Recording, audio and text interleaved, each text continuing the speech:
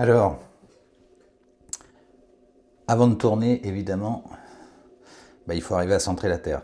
C'est une chose assez difficile en réalité. Ça demande de la pratique. Comme le tournage par rapport à tout ce qu'on fait, c'est beaucoup de pratique et après on fait les choses sans trop s'en rendre compte, sans expliquer pourquoi on y arrive. Donc ici, déjà si vous débutez, n'essayez pas de tourner trop de terre. Là je suis parti sur, je sais pas, peut-être 500 grammes. Voilà, prenez des petites quantités de terre, commencez à centrer des petites quantités de terre.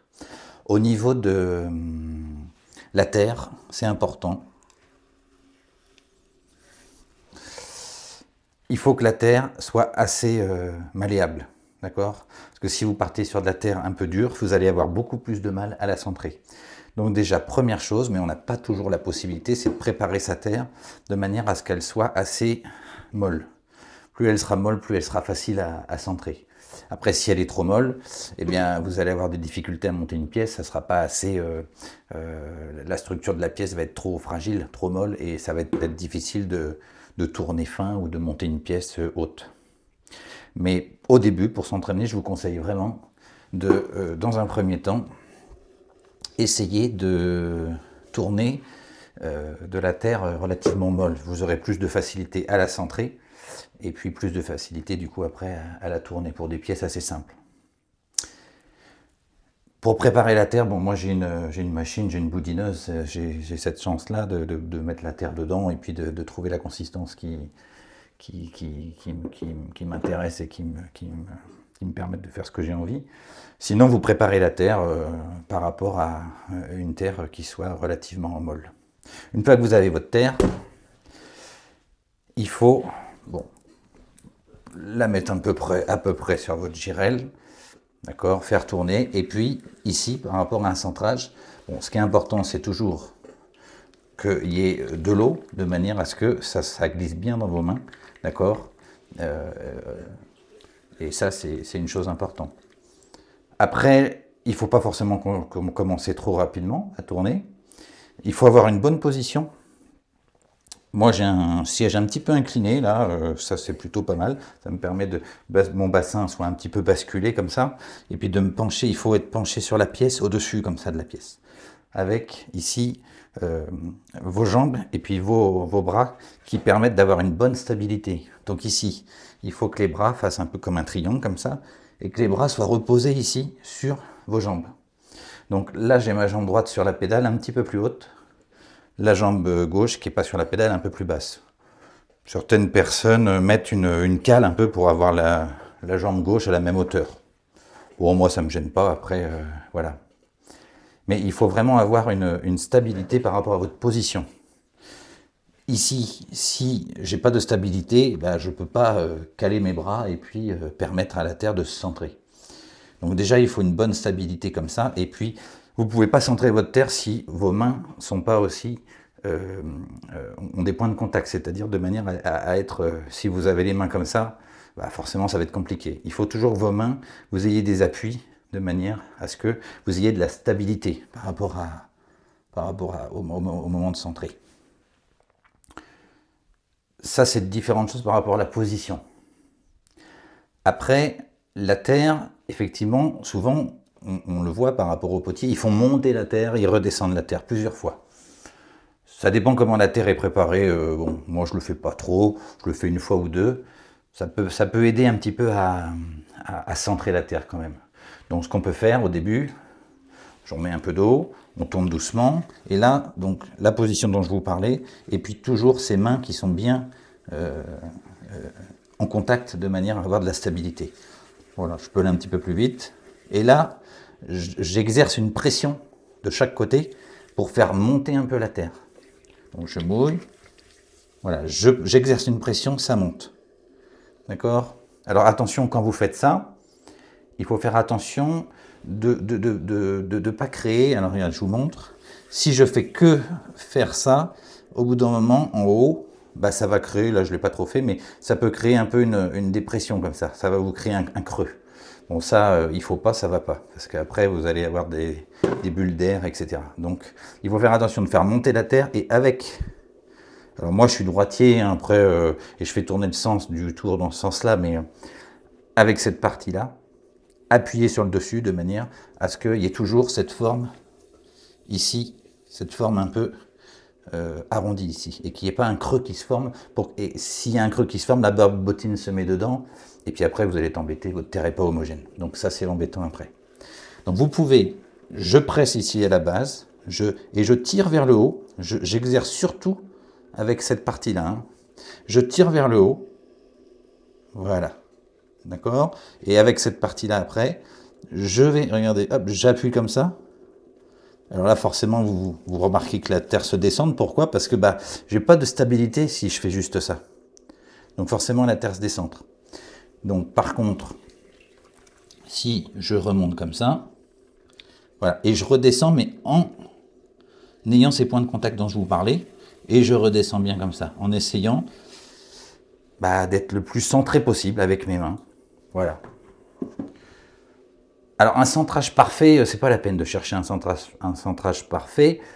Ce qu'il faut, c'est que la terre, elle, soit homogène. C'est-à-dire qu'il ne faut pas qu'il y ait d'irrégularité dans la terre, des endroits qui soient plus denses ou moins denses, ou de la barbotine, comme je vous ai parlé de tout à l'heure.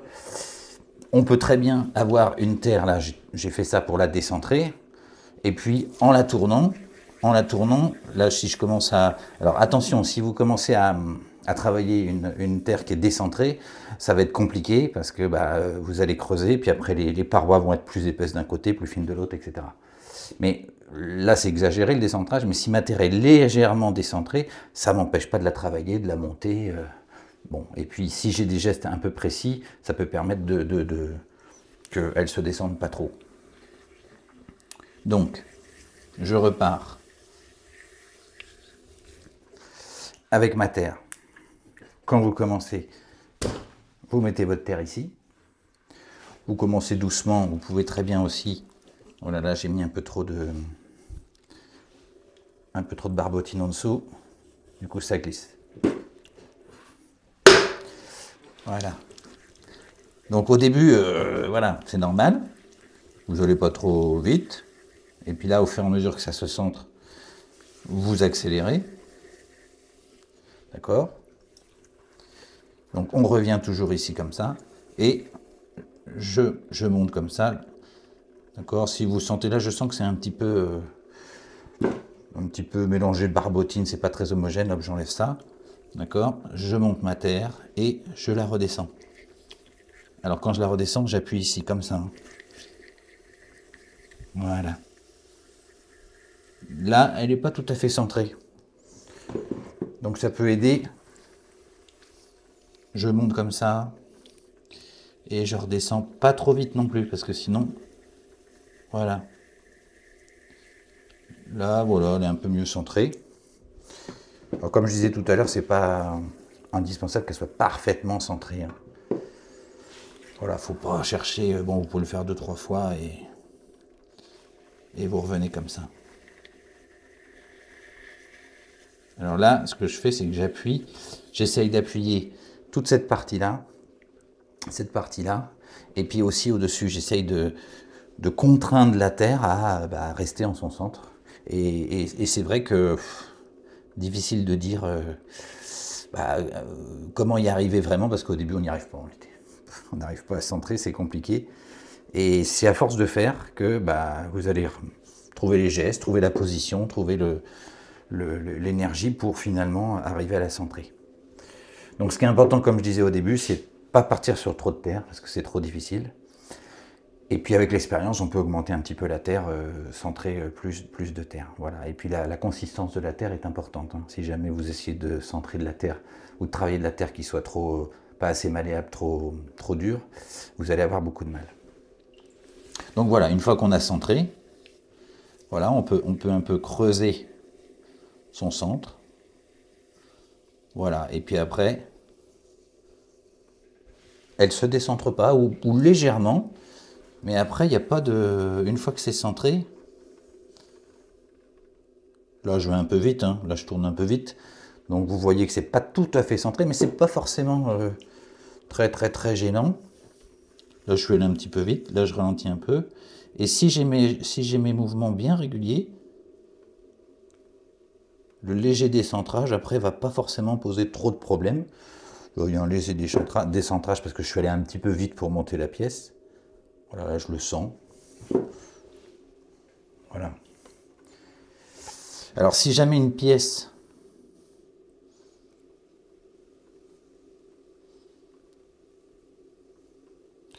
Si jamais une pièce est décentrée, de la monter, ça va être compliqué, hein. Donc, voilà. Après...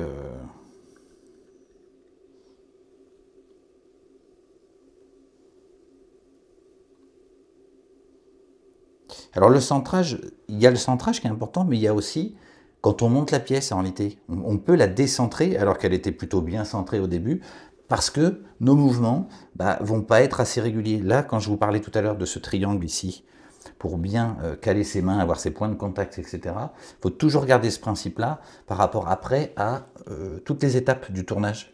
Parce que la terre, elle va vite se décentrer si jamais vous, avec vos mains, vous commencez à plus avoir la même stabilité. Donc ça, c'est important. Voilà. Bon, là, j'ai mis un peu trop un petit peu trop d'eau et j'ai tourné un peu vite. Bon, voilà un peu pour les idées pour vous aider à centrer la terre. Ce qu'il faut, c'est la pratique. Donc, je vous conseille vraiment, une fois que vous avez centré de la terre, vous prenez cette terre-là, vous la retravaillez un peu grossièrement et vous essayez de recentrer. Et vous en faites plusieurs. Voilà, ça, c'est la pratique qui va... Alors, on ne peut pas repartir sur une terre comme ça où il y a trop d'irrégularités, etc. Là, vous n'allez pas vous en sortir. Il faut une terre relativement homogène quand même, qu'il faut retravailler pour lui enlever un peu ses bulles et la rendre un peu homogène avant de travailler. Mais en pratiquant, petit à petit, vous allez vous remarquer que vous allez pouvoir centrer de plus en plus de terre. Et puis que vos gestes, vous allez trouver votre position. Moi, je vous ai parlé des positions qui me conviennent moi, ou que j'ai adoptées moi. Avec le temps, après, chacun peut avoir des positions différentes et puis des manières de faire différentes. Si le résultat est que votre terre est centrée, voilà, il n'y a pas une recette forcément, hein. Voilà. Après, ce que je vous disais de toujours bien avoir ces contacts et entre vos mains, entre vos coudes, vos jambes, etc., c'est important.